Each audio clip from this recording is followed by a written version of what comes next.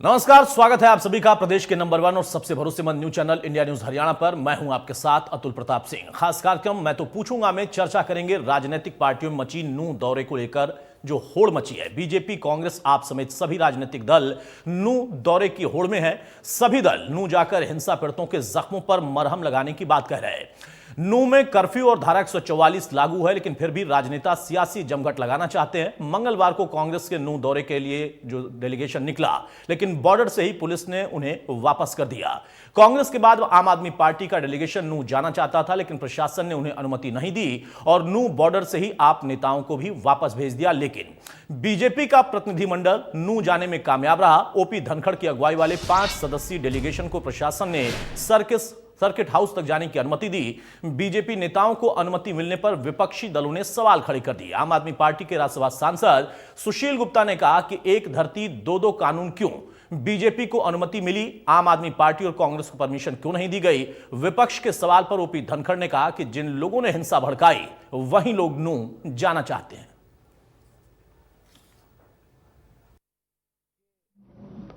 जैसा कि हमारे आदरणीय अध्यक्ष जी ने कहा कि ये जो बसेस लगाई गई हैं और जो ये फोर्स लगाई गई है, अगर ये उस दिन लगाई जाती जिस दिन यात्रा हो रही थी, तो ना तो दोनों समुदायों का आपस में कोई टकराव होता, ना यात्रा के ऊपर जिस तरह का तो आपस में कोई इस तरह की बात नहीं होती। आज हमारा उद्देश्य ये था कि हम नल्हड़ मंदिर में जाना चाहते थे। नूर शहर वासियों को उनसे पूछना चाहते थे, अनाज मंडी में उन व्यापारियों से मिलना चाहते थे, और अन्य ऐसे पीड़ित जिनका जान माल का नुकसान हुआ है किसी भी कार्रवाई में, दंगे में या किसी कार्रवाई में कहीं नुकसान हुआ है जान माल का, उन सभी हर समुदाय के हर पीड़ित से इस पूरे प्रकरण में सरकार की विफलता की वजह से आज जो सारे पीड़ित हैं, हर धर्म, हर समुदाय, हर जाति के हर वर्ग की पीड़ा जानना चाहते थे। उनके जख्मों पर मलहम लगाने के लिए आज ऐसी सोच के साथ केवल 9 व्यक्ति और हम संविधानिक पदों पे हैं। तो मुझे यहाँ पे आके पता चला है कि बीजेपी की तो गाड़ी गई है, कांग्रेस को कल लुटा दिया गया, आम आदमी पार्टी को आज लुटाया जा रहा है। क्या हरियाणा में, इस राज्य में अलग अलग पार्टियों के लिए अलग कानून है? मैं इन अधिकारियों से पूछना चाहता हूँ। इनके जो विजेंद्र सिंह आए थे, मुझे उन्होंने बताया कि एक गाड़ी उनकी गई है। पहले उन्होंने कहा कि सारी गाड़ी उनकी रोक दी गई है, फिर क्या एक गाड़ी गई है। हम ये कह रहे हैं हमारी भी एक गाड़ी जाने दो। क्यों इस देश के अंदर एक धरती पे 2 कानून? मैंने चीफ सेक्रेटरी हरियाणा को लिखा था, मैंने डीजीपी को लिखा था कि मैं नूंह में शांति रहे, लोगों से मिलना चाहता हूं, क्योंकि मुख्यमंत्री हरियाणा के हाथ खड़े कर चुके हैं। हम हर व्यक्ति को सुरक्षा नहीं दे सकते, लोगों का भरोसा कायम करना चाहते हैं। लोग यहाँ से पलायन शुरू कर चुके हैं। मैं भी एक परिवार से मिल के आया हूँ जो होमगार्ड ड्यूटी में था, वो मर गया। मैं एक परिवार से मिल के आया हूँ जिनके गोली लगी है। मैं चाहता हूँ कि ऐसे ही अनेकों परिवार मेवात के बाकी क्षेत्रों के अंदर भी होंगे।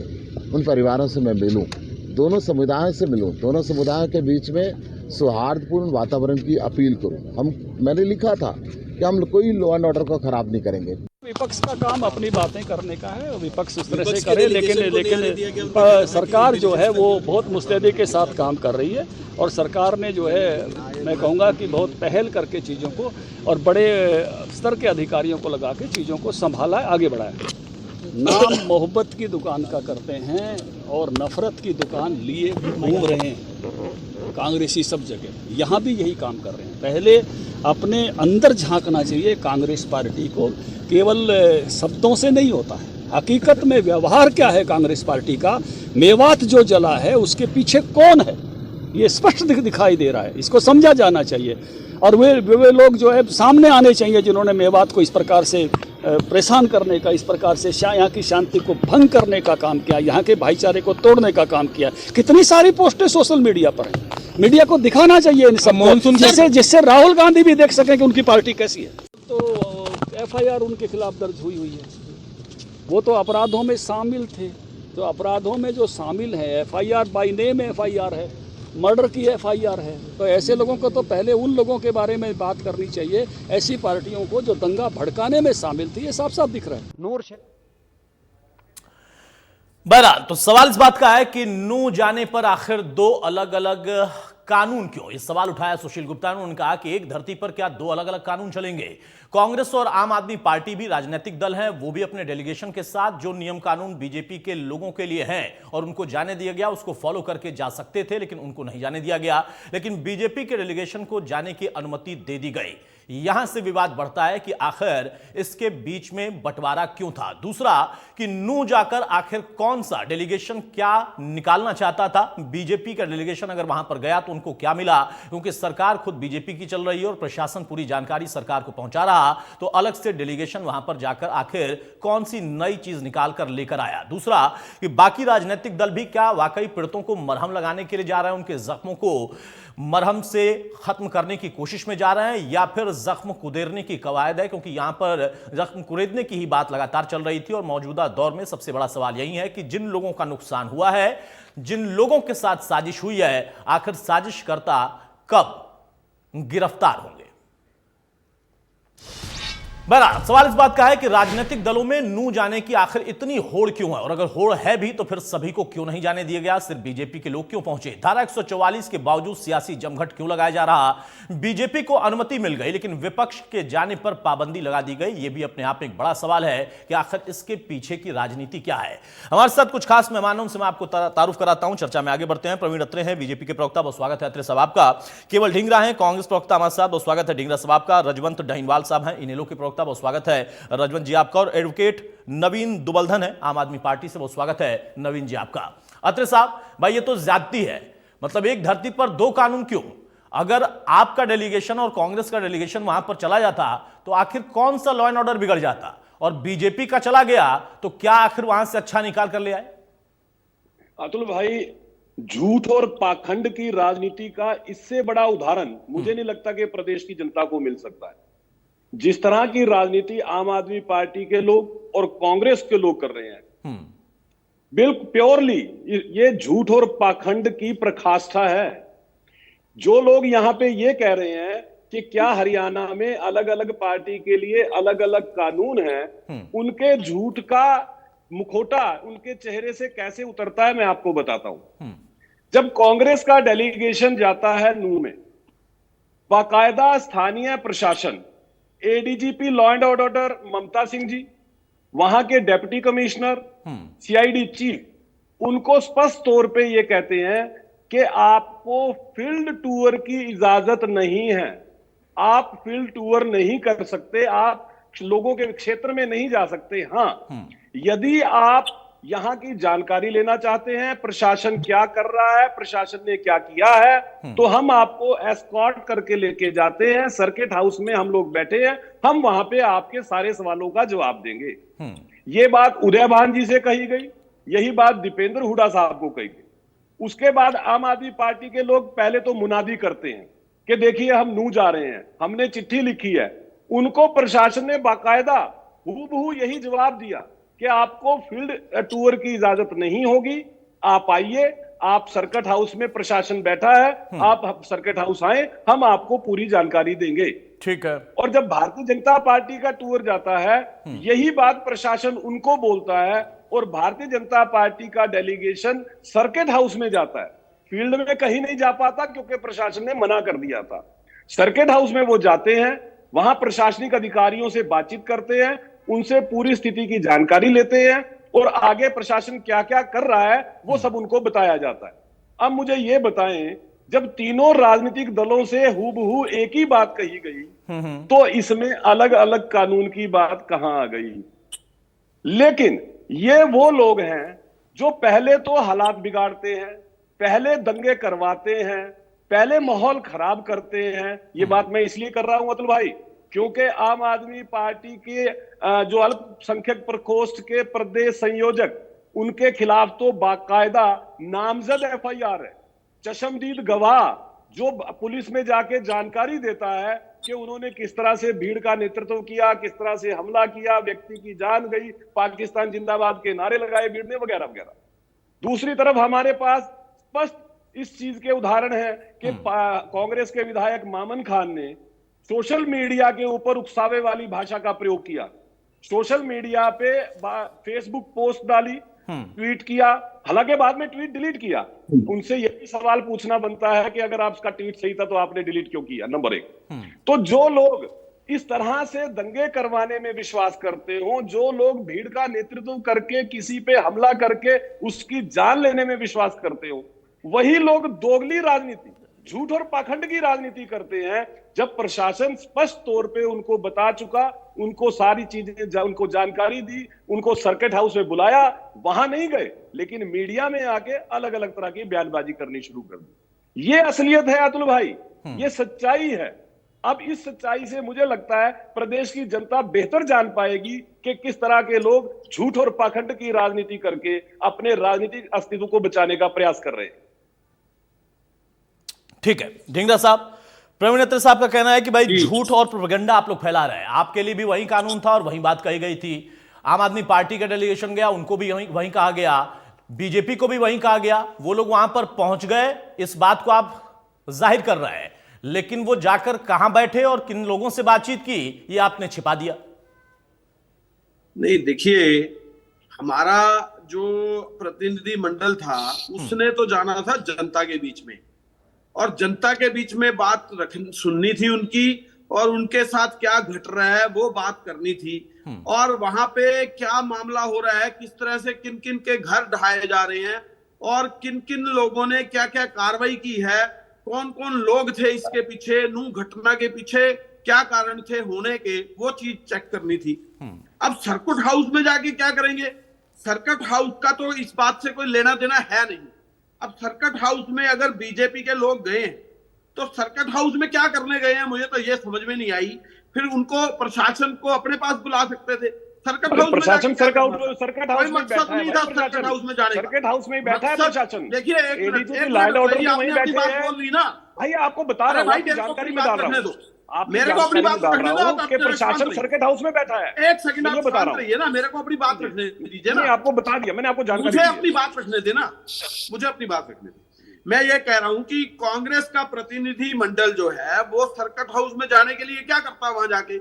हमने प्रशासन के लोगों से क्या लेना है? हमने तो लोगों से लेना है। हम जनता के बीच में जाना चाह रहे थे, और जनता सर्वप्रिय होती है, जिन्होंने वोट दिए इनको 40 सीटें दी थी, वो जनता के बीच में जाना चाह रहे थे। उनके घर तोड़े जा रहे हैं, उनके बीच में क्या कार्रवाई की जा रही है वो देखने के लिए जाना था। उनको किस तरह से उनको प्रताड़ित किया जा रहा है प्रशासन के द्वारा वो देखने के लिए जाना था। हमने प्रशासन का चेहरा देखने के लिए नहीं जाना। और मुझे लगता है कि अगर धनखड़ जी के बीजेपी के हाथ जो हैं, मुझे लगता है जिस तरह से जाट रक्षण के अंदर सने हुए थे, उसी तरीके से अगर नूह की इंडिपेंडेंट जांच एजेंसी जांच करे तो यहां भी बीजेपी के हाथ सने हुए मिलेंगे। इससे बीजेपी अनछूती नहीं हो सकती। मैं आपको यह बात बता रहा हूं, क्योंकि इसकी एक इंडिपेंडेंट इंक्वायरी होनी चाहिए, वो भी सिटिंग हाई कोर्ट के जज के द्वारा। अगर उसकी जांच होती है तो दूध का दूध पानी का पानी हो जाएगा। बीजेपी सरकार की जब ये जितनी बोलते हैं ना, हम ये कर देंगे, हम वो करते, ये सारी चीज क्लैरिटी में बाहर आती। अब यहां तो ये रखा नहीं गया। मामला ये है कि ये जो पार्टियां जो हैं वो हर आदमी के अलग अलग कानून बना रही हैं। सरकार जो है इस काम के लिए नहीं चुनी जाती कि आप किसी के लिए कोई कानून बना दो, किसी के लिए कोई कानून बना दो। सेक्शन 44 जो है और कर्फ्यू जो है वो सभी के लिए बराबर होता है, चाहे वो बीजेपी है, चाहे वो कांग्रेस पार्टी है, चाहे आम आदमी पार्टी है। तो ये वितकरा क्यों? जो मैं तो फिर दो कानून कहां हुए ढींगरा साहब? दो कानून फिर कहां हुए? जब आप सर्किट हाउस जाना नहीं चाहते थे, लोगों के बीच में जाना चाहते तो आप मना किया गया। वही बात बीजेपी के लिए भी हुआ। बीजेपी भी सर्किट हाउस में गई, उनके डेलीगेशन जनता के बीच में नहीं जा पाए। आप सुनिए अतुल जी, मैं यही तो बात पहले जिक्र किया आपको कि हमें जिन्होंने वोट दिए हम तो उनके बीच में जाएंगे ना। प्रशासन से मिलने हम क्या करेंगे? प्रशासन तो बीजेपी अपने सरकार आपकी बात ढींगरा साहब, आपकी बात सही है। आप बिल्कुल कह सकते हैं कि हमें जनता के बीच में जाना था, लेकिन मैं ये कह रहा हूं कि तब फिर ये बात तो नहीं होगी ना कि कानून अलग हो गया, क्योंकि जनता के बीच में तो बीजेपी का डेलीगेशन भी नहीं जा पाया। पब्लिक में जाने का कानून कैसे है? पब्लिक में जाने के लिए कानून में अगर 144 लगी है तो 3 आदमी जा सकते हैं। इन्होंने 3 आदमियों के लिए भी कहना चाहता हूँ अतुल साहब, अतुल जी मैं कुछ कहना चाहता हूँ जल्दी से, बहुत छोटा सा कमेंट। देखिए अतुल जी, पहली बात तो ये है कि वहां धारा 144 लगी है, कुछ क्षेत्र के अंदर कर्फ्यू की स्थिति है और प्रशासन ने ये निवेदन इनसे किया कि किसी भी राजनीतिक दल, किसी भी संस्था, किसी को भी पब्लिक टूर नहीं करने दिया जाएगा क्योंकि हालात सामान्य हो रहे हैं और प्रशासन नहीं चाहता कि कोई भी व्यक्ति राजनीतिक बयानबाजी करके हालात को दोबारा खराब करे। और यही बात भारतीय जनता पार्टी के प्रतिनिधिमंडल को भी बोली। तो भारतीय जनता पार्टी के प्रतिनिधिमंडल ने ठीक है कहा, हम सर्किट हाउस में प्रशासन से बात करके उनसे वास्तुस्थिति की जानकारी लेके आ जाएंगे। लेकिन कांग्रेस के मित्रों ने इसमें राजनीति शुरू कर दी। लेकिन देखने वाली बात भाई, आपके तो बयान ही काफी है ना। मामन खान ने बयान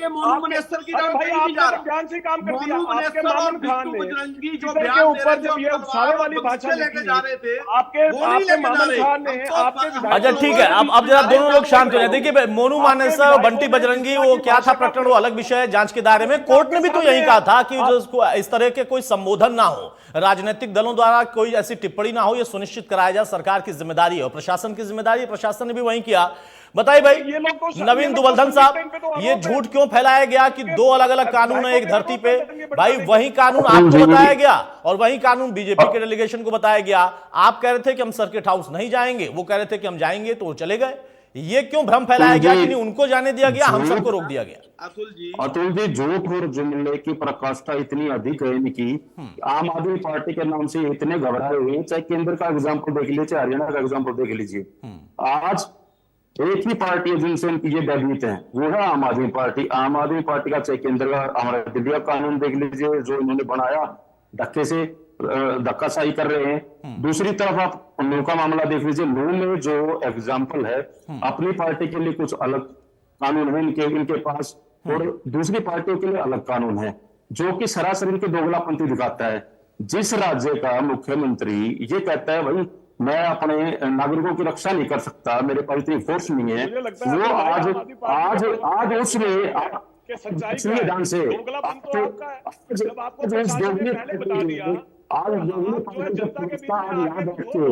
भारत जलाओ पार्टी के नेता यहाँ बैठ के बोलते हैं कि हमने नहीं रोका, जबकि आपने स्थिति दिखाई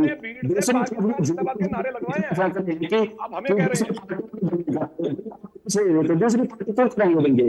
स्टेट बन रहा है, आपकी नाकामयाबी है, आप उसे स्वीकार करिए और अपना सामूहिक इस्तीफा दीजिए। सबसे पहले आप अपनी गलतियों को दूसरों को टोक नहीं सकते। जिस प्रकार से आप अपनी जिम्मेदारियों से बचकर दूसरों को टोकने का काम कर रहे हैं, वो गलत है।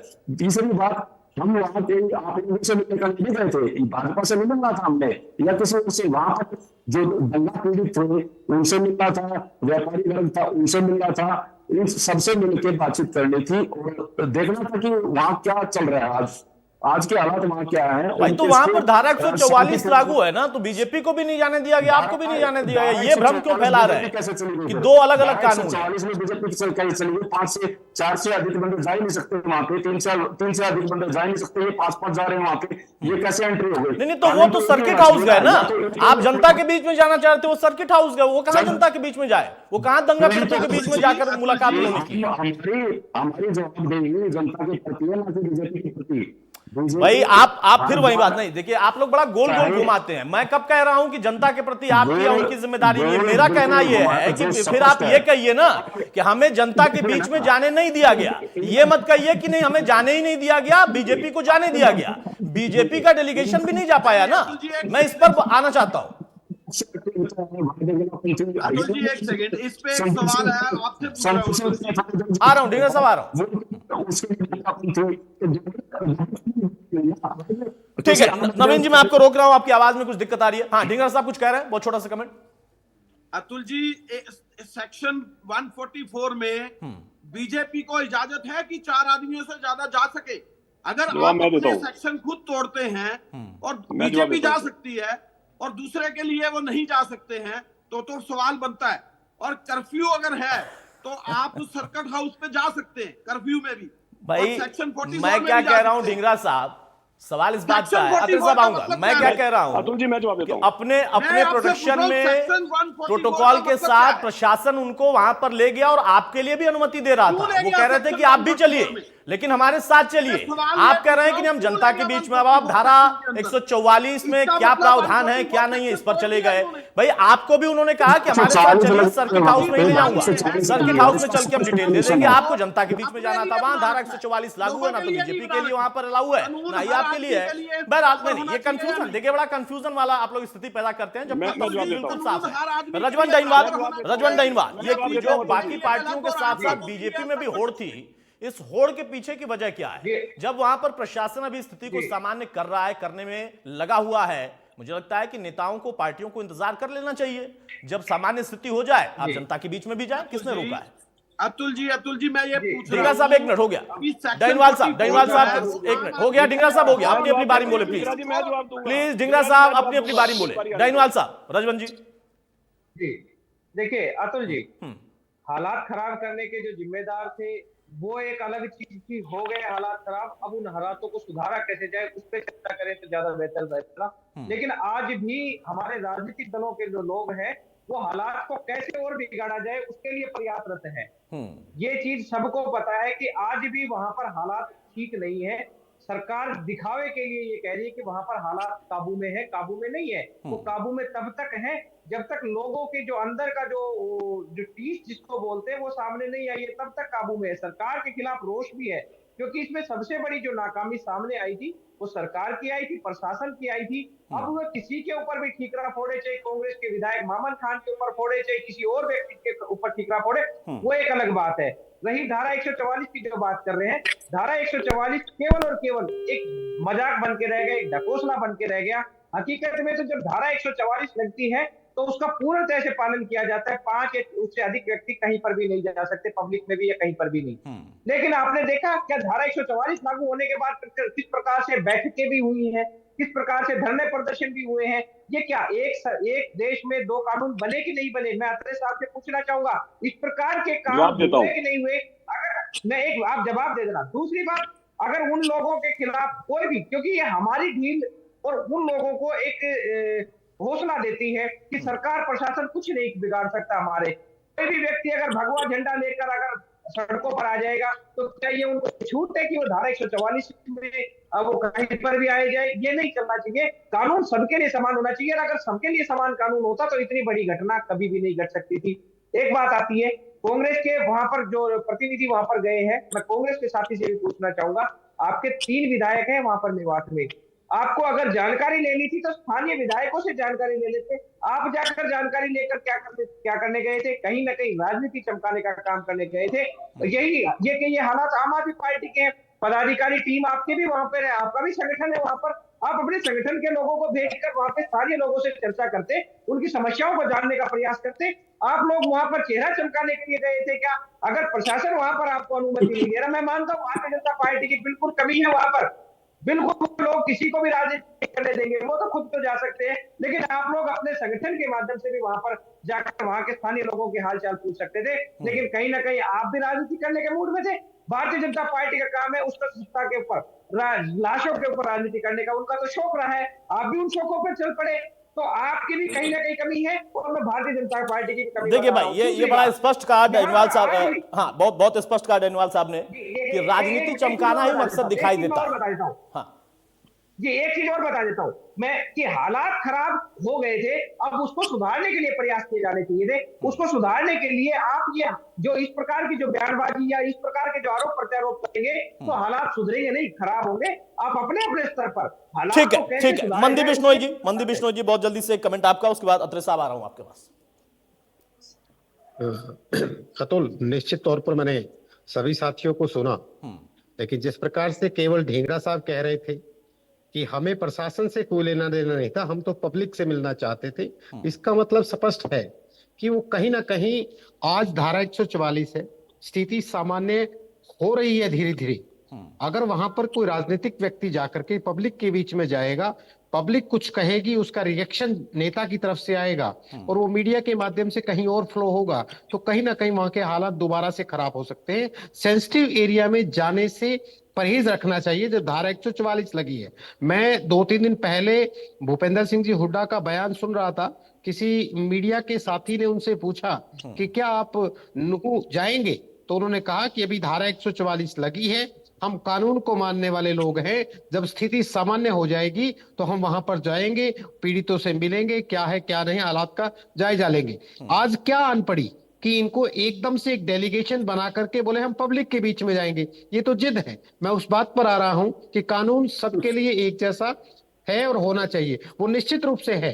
अगर प्रशासन ने उन्हें कहा आप था कि लोग अगर आपको बुलडोजर कुछ चला जानकारी दो, चाहिए हमारे साथ पब्लिक चलिए। के बीच में बुलडोजर चला दो, आप घर तोड़ने शुरू कर दो लोगों ढींगरा के। साहब, और ढींगरा आप साहब लोग सुन हम लीजिए, कोई बंदा सुनने उसकी का बात नहीं मादा ले रखिए। सकते। आपके विपक्षी विधायक, पार्टी है आपके हम, विधायक के जो ट्वीट आए थे, विपक्षी पार्टी है हम, आपके विधायक के जो हमारा भी ट्वीट आए दायित्व थे, है। आप लोगों का उन्होंने क्या दायित्व आपको है? उस ट्वीट सारा ने सारा बर्बाद बेनकाब कर कर रहे हो, दिया है। सारा सिस्टम। आप लोगों को आप बेनकाब कर लोग, दिया है पूरे हरियाणा आप प्रदेश दुष्यंत की जनता चौटाला जी के से सामने। पूछिए वो क्या कह रहे हैं। आपकी मानसिकता क्या है? आपका आपके कोई एक आपस नेता में हिसाब प्रतिपक्ष ये किताब है या कहते नहीं है? हैं कि हम धारा दुष्यंत चौटाला 144 का कुछ कहते सम्मान हैं, करते हैं, दूसरे लोग हम कुछ स्थिति कहते हैं। सामान्य होने तक इंतजार बताइए, करेंगे। और आपका एक डेलीगेशन सीएम का बयान वहां कुछ है, पर होम जाकर के मिनिस्टर का स्थिति को कुछ है, बिगाड़ने चाहता राव है। इंद्रजीत का क्या कुछ करना है, चाहते हैं आप? दुष्यंत क्या आप चौटाला का इस कुछ देश है, के प्रति सुरेंद्र सिंह का विपक्ष कुछ में है। होने के नाते आप लोगों की कोई जिम्मेदारी नहीं है? आप लोगों अरे की कोई तुम लोगों जिम्मेदारी के नहीं बयान है? तो पहले चेक कर लो क्या क्या है। जिम्मेदारी नहीं है बताइए तुम लोग पहले। क्या बयान दे रहे हो? इस प्रकार से आप बीच में बोल करके तेज अपने तेज तुम्हारे आवाज में बॉस के इस बयान को प्रकार चेक कर की लो वो क्या दे रहे हैं और बीच तुम में क्या बोल दे रहे करके हो। रनिंग कमेंट्री करके आप डिबेट को भटकाने का काम ना पहले करें। कमेंट्री की ढींगरा बात साहब कर लो, पहले विपक्ष में अपने बैठे बॉस के हैं, बयान तो विपक्ष सुन लो। की भी जनता के दुष्यंत प्रति चौटाला जिम्मेदारी क्या होती है। बयान दे रहे हैं, आप क्या आपको बयान दे जिम्मेदारी रहे हो निभानी टीवी पर चाहिए। बैठकर? जिस प्रकार से 2014 में आप आपको लोगों को यही नहीं पता है कि हकीकत दुष्यंत चौटाला दिखाई क्या थी बयान दे प्रदेश रहे की हैं। जनता ने। आप लोगों ने जिस प्रकार से अरे भ्रष्टाचार का आप नंगा लोगों ने नाच करा क्या है हरियाणा प्रदेश यहाँ की पे? जनता पर, किसानों की इतना जमीनों को घोटाला किया जिस और प्रकार से 5 आपने सालों सेक्शन के 4 4 और सालों के 6 अंदर का ड्रामा दिखा सारा करके हरियाणा जिस लूटने प्रकार के से बाद आपने अब हड़पी थी, सीख देने अपने चले हो। बिल्डर्स को दे दी थी, चहेते बिल्डर्स सारा को दे दी हरियाणा थी, लूटने के बाद उसका सीख दे रहे उसका हो। खामियाजा आपको दुष्यंत चौटाला 2014 का में बयान देखो क्या भुगतना है। पड़ा था। अच्छा ठीक है, 2019 अब में सब लोग पिता और शांत हो जाएं। दोनों प्रवीण अत्रे साहब, सबका प्रवीण अत्रे लोकसभा का साहब, चुनाव कुछ हारना प्रश्न पड़ा। प्रश्न निकल आज कर यही आए हालत थे है कि कि आप भाई लोगों को नियम विपक्ष अलग में अलग बैठना क्यों पड़ है? रहा है। अगर आपका डेलीगेशन गया और सर्किट हाउस तक भी गया तो कैसे चला गया? दूसरा मेरा प्रश्न यह है व्यक्तिगत तौर पर कि जब आपकी खुद की सरकार चल रही है और प्रशासन लगातार सरकार को रिपोर्ट कर रहा है, तो फिर पार्टी वहां पर जाकर कौन सी रिपोर्ट तैयार करके ले आई? और क्या ऐसा था जो प्रशासन ने सरकार को नहीं बताया था जो कि वहां पर डेलीगेशन को बताया गया? देखिए अतुल भाई, पहली बात तो ये क्लियर कर दूं, जो बार बार ये बात कह रहे थे कि साहब जब धारा 144 लगी थी तो भारतीय जनता पार्टी का डेलीगेशन कैसे सर्किट हाउस तक चला गया। देखिए मैंने शुरुआत में ये कहा था कि कुछ लोग झूठ और पाखंड की राजनीति करते हैं। अब यहाँ पे उसका एक सबूत झूठ और के बताता इसमें हूं। अरे भाई सरकार जो है वो बीजेपी अरे हो गया ढींगरा साहब, ऐसे नहीं बीच बीच में सब लोग ना बोले। अरे हो गया, बताता एक एक हूं करके ढींगरा साहब, एक एक करके। देखिए अतुल भाई, या तो इन लोगों को जानकारी नहीं है या ये लोग जानबूझ के लगातार झूठ बोलने का प्रयास कर रहे हैं। जब भारतीय जनता पार्टी का प्रतिनिधि मंडल वहां पहुंचा तो बॉर्डर पे प्रशासन ने उसको रोक लिया। तब प्रशासन ने जो बात कांग्रेस को कही थी, जो बात आम आदमी पार्टी को कही थी, हूबहू वही बात कि एक गाड़ी में आप 4 लोग हम एस्कॉर्ट करके सर्किट हाउस तक ले के जाएंगे। तो हमारा जो भारतीय जनता पार्टी का प्रतिनिधिमंडल है ना, उसकी भी एक गाड़ी है। अब आप समझिए यहाँ पे। अरे भाई आपको भी यही कहा था, आप लोगों को भी यही कहा था और कांग्रेस को भी यही कहा था। धारा 144 के अंदर कैसे धारा 144 में 4 से ज्यादा आपने तोड़ दी ना धारा 144। आपके एमएलए के लिए अलग कानून। अरे भाई एक मिनट नवीन दुबलदान एक मिनट भाई, धारा 144 कैसे टूट गई मुझे बताइए ना। वो कह रहे हैं कि 4 लोगों से ज्यादा गए नहीं है, 4 लोगों को एस्कॉर्ट करके प्रशासन ने सर्किट हाउस पहुंचाया। आपको भी वही बात कह रहे थे। अब जरा उनको कंप्लीट करने दीजिए, उसके बाद मैं आऊंगा। अत्रे साहब जी, तो धारा 144 में 4 आदमी एक गाड़ी में अलाउ किए गए, एक गाड़ी गई, 4 आदमी गए। तो मुझे ये समझ नहीं आ रहा है कि अरे कैसे टूट गई भाई? जब 4 आदमी गए गाड़ी में, आपके कान में तेल डालो पहले, या तो आपको सुन नहीं रहा या आप लगातार झूठ बोल रहे हो। अरे आप कानून पढ़िए साहब, कानून पढ़िए, कानून। हाँ 144 धारा क्या कहती है वो पढ़ के आइए पहले। ऐसे ही अच्छा भाई, अब देखिए कानून आप लोग बाद में पढ़ लीजिएगा। फिलहाल प्रशासन ने उस कानून के तहत आपको भी वही बात कही थी, उनको भी वही बात कही थी। अब यहाँ पर मैं कानून पर चर्चा नहीं कर रहा हूँ। एक मिनट हो गया, दोनों लोग शांत हो जाए। नवीन दुबला, एक मिनट हो गया। अत्रे साहब अब मेरे सवाल का जवाब दीजिए। मेरा सवाल सीधा सा था कि सरकार आपकी चल रही है, आपकी सरकार को प्रशासन लगातार रिपोर्ट कर रहा है, तो ऐसा क्या था जो कि आपकी पार्टी के 4 लोग गए और वो नई कुछ जानकारी लेकर आए? सारी जानकारी तो सरकार को थी।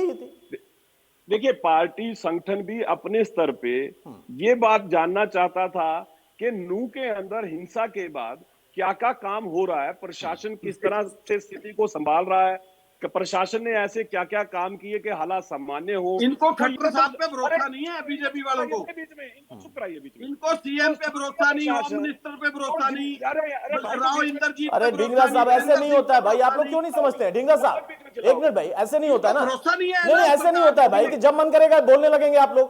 मैं सभी के लिए एक बात कहता हूं बार बार, काउंटर भी करना है तो छोटे करिए ना, और हर बात में आप लोग कुतर्क रख शुरू कर देते हैं कि उन पर भरोसा नहीं है, उन पर भरोसा नहीं है। तो आपको भी अपने नेताओं पर भरोसा नहीं था? आपके विधायक हैं, उनसे इनपुट ले लेते हैं। जरूरी है वहां पर जाना जनता के बीच में? इसमें आपके लोग तो वहां पर है ना, आपके विधायक हैं, आपके संगठन के लोग हैं, उनसे पूछ लीजिए। अत्रे साहब अपनी बात जल्दी से कंप्लीट करिए, बहुत जल्दी। अब उसके बाद देखिए दूसरी बात, अभी यहाँ पे एक मित्र ये कह रहे थे कि ये तो सरकार की नाकामी थी साहब। भाई आपके नेता तो दंगा भड़काने में व्यस्त थे, आपके विधायक उकसा रहे थे, आम आदमी पार्टी का नेता भीड़ का नेतृत्व कर रहा था, लेकिन सरकार मेरा ये प्रश्न नहीं था। अब जो जिसने भड़काया होगा, जिसने धमकाया होगा, वो जांच चल रही है, जांच में पता चलेगा उधर से थे या इधर से थे, अलग विषय है। लेकिन मेरा प्रश्न सिर्फ इतना था कि आपकी पार्टी के लोग अगर गए तो उनको क्या नया मिला जो कि सरकार को जानकारी नहीं थी? ढींगरा साहब केवल ढींगरा, मेरा प्रश्न जो है वो सिर्फ उसी पॉइंट पर है, लेकिन आप लोग गोल गोल गोल गोल घुमाए जा रहे हैं। नहीं, हमें ये नहीं किया, धारा 144 टूट गई। भाई जो बात कही बीजेपी के डेलीगेशन से, एक गाड़ी में बैठिए 4 लोग, सर्किट हाउस में चलिए, जनता के बीच में नहीं ले जाएंगे, वही बात आपसे कही गई, वही बात आम आदमी पार्टी से कही गई। अब उसको आपने प्रस्तुत कर दिया कि नहीं हमें तो जनता के बीच में जाना था, तो जनता के बीच में तो बीजेपी का डेलीगेशन भी नहीं जा पाया ना, बात तो बराबर हो गई। अतुल जी अभी थोड़ी देर पहले मैं इंडिया न्यूज देख रहा था तो अरे भाई एक मिनट नवीन बलधन, मैं जिसका नाम ले रहा हूं उससे मैं सवाल था, उनका जवाब चाहिए। ढींगरा साहब जी मैं सुन नहीं पाया। सर मेरा सवाल ये था कि आप जनता के बीच में जाना चाहते थे, आपको प्रशासन ने नहीं जाने दिया, बीजेपी का डेलीगेशन भी जनता के बीच में नहीं जा पाया, तो भेदभाव कहां है? अतुल जी बात ये थी, जिन लोगों के घर तोड़े जा रहे हैं, फिर वहीं घर तोड़े जा रहे हैं। अरे भाई मैं कह रहा हूं घर तोड़े गए, कोर्ट ने उस पर रोक लगा दी है। मेरा प्रश्न यह है कि आपको जाना था, आपको नहीं जाने दिया गया, बीजेपी के लोगों को भी नहीं जाने दिया गया, तो कानून तो एक ही है ना। हमने तो मान ली ना बात कि दफा इनको चिंता बुलडोजर की है, लेकिन बीजेपी को क्या जरूरत पड़ी थी? चिंता बुलडोजर की है, बीजेपी को क्या जरूरत पड़ी थी? एक मिनट अत्रे साहब, एक मिनट पे हमला किया, भीड़ ने पाकिस्तान एक एक करके ढींगरा साहब बोलेंगे। होम मिनिस्टर पे अत्रे साहब एक मिनट हाँ, ये राव इंद्रजीत पे, वीरेंद्र सिंह पे, सरकार के ऊपर, सरकार के मंत्रियों पे, मुख्यमंत्री पे, होम मिनिस्टर पे विश्वास नहीं करते क्या बीजेपी के लोग? इनको क्या करने जाना था वहां पे? मैं ये कह रहा हूं अतुल भाई कि इनको बुलडोजर की बड़ी चिंता है। मैं ये समझना चाह रहा हूं ढींगरा साहब, उनको भरोसा है कि नहीं है मुझे नहीं पता, आप लोगों को क्यों नहीं भरोसा है कि यहाँ प्रशासन अच्छा काम कर रहा है? आपको लगता है कि प्रशासन अच्छा काम नहीं कर रहा है? और आपके विधायक, आपके संगठन के लोग आपको जानकारी नहीं दे रहे हैं? किसी ने कोई जानकारी दी है ऐसा कि यहाँ गलत काम हो रहा है, कोई तथ्य उसके प्रस्तुत किए गए हैं तो बताइए। यूपी में आप लोगों के साथ धक्का कर सकते हो, ये छोटी स्टेट है हरियाणा, यहाँ पे हरियाणा का संज्ञान आपको बुलडोजर की बड़ी चिंता है, आप लोग बुलडोजर नहीं चला सकते। आपको उन लोगों की बात क्यों नहीं करते जिन्होंने उकसाया? आप उन लोगों की बात क्यों नहीं करते जिन्होंने दंगे किए, जिन्होंने कानून अपने हाथ में लिया? उनकी बात क्यों नहीं करते? मैं ये पूछ रहा हूँ ढींगरा जी, कांग्रेस उन लोगों की बात क्यों नहीं करती? जवाब नहीं है ढींगरा साहब, मेरे सवाल का जवाब नहीं, आप गोल गोल घुमा रहे हैं, आप बुलडोजर पर सवाल खड़े कर रहे हैं, आप प्रशासन के उस पर सवाल खड़े कर रहे हैं। मैं कह रहा हूँ कि भाई एक सीधी सी डिबेट मैंने रखी है कि क्या बीजेपी के डेलीगेशन को वहां पर जाने दिया गया? लोगों के बीच में वो गए? जवाब था नहीं। सर्किट हाउस में गए, 4 लोग गए। क्या कांग्रेस को जानबूझकर रोका गया या सर्किट हाउस में नहीं जाने दिया गया? जवाब था नहीं। उनको भी वही ऑप्शन दिया गया था जो कि बीजेपी के डेलीगेशन को दिया गया था। बस इतने पर ही मुद्दा था। नवीन दुबलधन साहब, अब प्रश्न यहां पर यह है कि जब आप कानून की बात करते हो, आप तो अधिवक्ता हैं, वहां पर उसी नियम के तहत आपको भी बोला गया कि भाई आपको जनता के बीच में हम नहीं जाने देंगे क्योंकि वहां पर धारा 144 लगी है या कर्फ्यू लगा है। हम जानकारी साझा कर सकते हैं प्रशासन की तरफ से और हमारे साथ एस्कॉर्ट करके हम आपको ले जाएंगे और सर्किट हाउस तक ले जाएंगे। तो फिर आपने इस बात को क्यों नहीं बताया कि हाँ मुझे इस ऑप्शन को दिया गया था? आपने कहा नहीं हमें जाने नहीं दिया गया। अतुल जी, अब विदाउट इंटरप्शन मैं अपनी बात रखना चाहूंगा। बीजेपी प्रवक्ता से रिक्वेस्ट है। बोलिए। अभी मैं आपका इंडिया न्यूज चैनल ही देख रहा था थोड़ी देर पहले, उस पर ग्राउंड रिपोर्टिंग चल रही थी। ग्राउंड रिपोर्टिंग में काफी सारे तथ्य ऐसे निकल के दिखा रहे थे आपके एंकर्स, जो कि ग्राउंड रिपोर्ट पे ये दिखाया जा रहा था कि 150 किलोमीटर दूर बंदे गए हुए हैं। फोटो दिखाई है उन्होंने, अपनी वीडियो दिखाई है, तब भी उनको गिरफ्तार करके पांच दिन के रिमांड पे लिया हुआ है। ये आपके न्यूज ने दिखाया। और दूसरी बात कहते हैं ये इनके सीएम को पहले से जानकारी थी, परंतु उन्होंने गृह मंत्री को नहीं बताया। दोगलापंथी यहाँ आ गई, वो यानी दंगा भड़काने की मंशा थी इनकी। तीसरी बात, बुलडोजर केवल नवीन दुबलदान, आप विषय को भटका रहे हैं। देखिए, बुलडोजर पर अगर मैं चर्चा करता तो मैं जरूर इस पर आता। अगर 150 किलोमीटर लोग भागे हैं या गाड़ियां जलाई गई हैं या मकान ढाए गए हैं, उस पर आता तो मैं उस पर जरूर चर्चा करता। वो विषय अलग है, वो जांच के दायरे में है और कोर्ट ने खुद स्वतः संज्ञान लिया हुआ है। आप लोगों को चिंता करने की जरूरत नहीं है। माननीय न्यायालय ने स्वतः संज्ञान लेकर उस कार्यवाही पर रोक लगा दी है। मेरा सीधा सा सवाल है कि ये झूठ क्यों बोला आप लोगों ने? ये झूठ क्यों बोला कि हमें जाने नहीं दिया गया, बीजेपी को जाने दिया गया? मैं तो इस पर चर्चा कर रहा हूँ। क्या कहती है अतुल जी? सबसे पहला सवाल ये है मेरा, धारा 144 क्या कहती है और क्यों लगाई जाती है? अरे भाई, मैं क्या कह रहा हूँ कि प्रशासन ने कहा कि हमारे साथ स्कॉट करके 4 लोगों को, हम 5 से ऊपर नहीं 4 लोगों को हम ले जाएंगे, और ये ऑप्शन आपको भी दिया गया था। ये क्यों नहीं बताया आपने? की बात है इस राज्य के लिए कि इसलिए धारा लगाई जाती है कि वहाँ बीजेपी वाले तो घुस जाएं और दूसरी कहाँ घुस गए बीजेपी वाले? कहाँ चले गए बीजेपी वाले? मैं ये जानना चाहता हूँ। अगर गए हैं तो बताइए ना, प्रमाण दीजिए। मैं अत्रे साहब से जवाब लूंगा उसका। कहाँ चले गए वो? किसके बीच में चले गए? कहाँ जनता के बीच में दिखाई दी? सर्किट हाउस गए थे वो, गाड़ियां बैठ के जाते हैं, इन्होंने खुद किया है। सर्किट हाउस गए थे वो, सर्किट हाउस गए थे और आपके लिए भी ऑप्शन दिया गया था ना। कितना मतलब आप लोग तो मुंह पर झूठ बोलते हैं भाई। अरे आपको भी तो ऑप्शन दिया गया था ना, अत्रे साहब ने बताया, प्रशासन ने आपको भी ऑप्शन दिया था। ना कि एक पार्टी के ऊपर इम्पोज होती है। इन्होंने एक एरिया के अंदर लगा दी, वहां क्या करने चले गई है? जब दूसरों को भी अलाउ करना चाहिए। फिर इन्होंने इस प्रकार से ये दोगलापंथी करेंगे। आज अरे भाई, दोगलापंथी ये शब्द देखिए बार बार मुझे अच्छा नहीं लगता है आप लोग करते हैं। राजनीति में ये पंथी जो है ना, बहुत अच्छे से आपकी पार्टी में भी दिखाई देती है, तो उनको आप कहेंगे और अपने आप को बचा ले जाएंगे, तो ऐसा नहीं है। मेरा सीधा सा प्रश्न है कि कांग्रेस का डेलीगेशन गया, उनसे कहा गया कि सर्किट हाउस चलिए, 4 लोग चलिए, प्रशासन आपको एस्कॉर्ट करके ले जाएगा। आप गए, आपको भी कहा गया, आप दोनों ने डिनाई कर दिया और कहा कि हमें जाने नहीं दिया। आपने भी दिखाई है। फिर आप कहते हैं हमें जनता के बीच में जाना। भाई, जनता के बीच में तो बीजेपी भी नहीं जा पाई ना। उनके लोग क्या जनता के बीच में जाकर पूछ पाए क्या? वो भी नहीं पूछ पाए। नहीं, रजवन डाइनवाल साहब, जो आपने कहा कि राजनीति चमकाना ही मेन मकसद दिखाई देता है, साफ तौर पर वही दिख रहा है या जनता के लिए कोई पीड़ा दिख रही है? डाइनवाल साहब, राजनीति करने पर तो गलती किसकी है? जनता की इनको चिंता नहीं है, ये जनता की चिंता नहीं है। ये केवल और केवल अपना चेहरा कैसे चमकाया जाए उसके लिए प्रयासरत है। हालांकि एक चीज है, जनता आप सब कुछ जान चुकी है कि ये जो दंगा हुआ इसमें किसका हाथ था, जांच में भी आ जाएगा। लेकिन जो जांच में आएगा वो बाद में आएगा। जनता अभी जान अरे भाई साहब, जब भी किसी भी चीज को खतरे में बताया जाता है तो वो खतरे में राहुल गांधी वो सबको पता है। जांच देख ली ना आपने, किस प्रकार की जांच होती है इनके पास? अरे सुन तो लो यार, अरे सुन तो लो मेरे भाई, बोलिए। जब किसी भी चीज को बताया जाता है ना, तो वो खतरे में कौन होता है? वो ना तो खतरे में देश होता है, ना खतरे में हिंदू होता है, खतरे में भारतीय जनता पार्टी होती है। और भारतीय जनता पार्टी इस खतरे को दिखाकर अपने आप को मजबूत करने का प्रयास करती है कि किसी तरह लोगों को डराकर धमकाकर इस प्रकार की जो बातें काम करने का ये प्रयास किया जाता है। ये जनता अब जान चुकी है। भारतीय जनता पार्टी के ये ओछे हथकंडे अब नहीं चलने वाले। मैं आपको एक चीज बताऊंगा कि जब सत्ता में बैठे हैं और सत्ता में बैठे ये कह सकते हैं कि हम जनता की सुरक्षा नहीं कर सकते, तो फिर उनसे उम्मीद क्या की जा सकती है? वो वहां पर डेलीगेशन 2 लेके जाए, 4 लेके जाए, कोई फर्क नहीं पड़ता। एक धारा 144 की बार बार मैं भी बात कर रहा था, दोबारा भी मैं गई कि एक तो यहाँ पर इन्होंने आरोप लगाया कांग्रेस के विधायक के ऊपर। अत्रे साहब से भी मैं पूछना चाहूंगा, फरवरी की बात थी, अत्रे साहब की उन्होंने ये जिस प्रकार की जो बयानबाजी की, आपके विधानसभा अध्यक्ष ने क्या कार्रवाई की या आपकी पार्टी की तरफ से क्या कार्रवाई हुई, कोई भी नहीं बता सकता। उसके बाद जिन लोगों के ऊपर आरोप प्रत्यारोप लगातार लग रहे हैं, जो शक के दायरे में चल रहे हैं, उनके ऊपर क्या कार्रवाई की वो भी किसी को नहीं पता अभी तक। केवल और केवल ऐसे लोगों को उठाया जा रहा है जिनका अभी किसी को भी नहीं पता, लेकिन जिनका नाम उजागर हो चुका था, उन लोगों के खिलाफ तो अभी कोई कार्रवाई नहीं हुई है कि वो किसी भी जाति, किसी भी धर्म, किसी भी समुदाय से संबंधित हो। ये चीज सरकार जब तक इस पर काम नहीं करेगी तब तक इसका सच्चाई का पर्दाफाश नहीं हो सकता।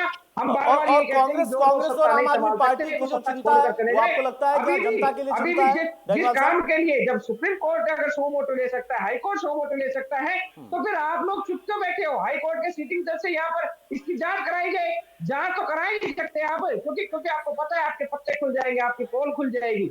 आप लोग जब तक यहाँ पर बैठे, और जब हकीकत में जब लोग यहाँ पर आने जाना शुरू हो जाएगा, जब शांति का माहौल हो जाएगा, तो आपको भी पता लग जाएगा कि लोग आपके बारे में क्या कहते हैं और ठीक किस है, प्रकार ठीक से है, आपने लोगों ठीक के है। ऊपर मनदीप जातियां बिश्नोई की, वो जी, सबके मनदीप सामने आ बिश्नोई जी, जाएगा।